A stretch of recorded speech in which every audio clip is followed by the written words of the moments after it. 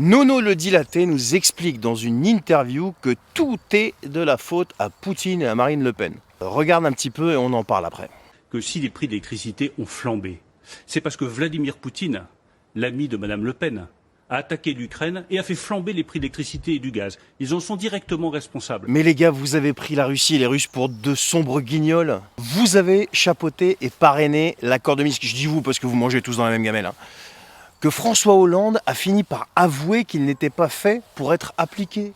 Ensuite, vous avez imposé des dizaines et des dizaines de sanctions, de trains de sanctions à la Russie, un pays duquel on dépend énergétiquement. Et comme le dit le grand Charles Gave, l'économie, c'est quoi? C'est de l'énergie transformée.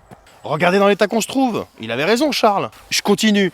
Suite à l'invasion de l'Ukraine, vous avez décidé de jouer les grands et d'arrêter d'acheter, mais carrément, du gaz et du pétrole à la Russie. Enfin, c'est ce que vous avez expliqué aux Français.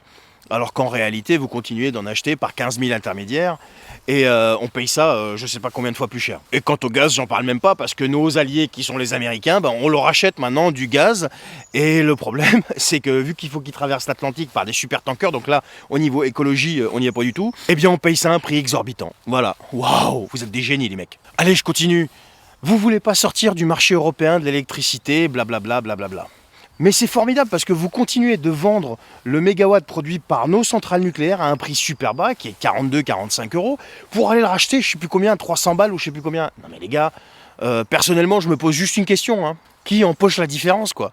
Enfin, je me pose la question, on connaît déjà la réponse. Et là, petit Nono le dilaté vient nous expliquer, sans rougir, que c'est la faute de gens qui n'ont jamais été au pouvoir.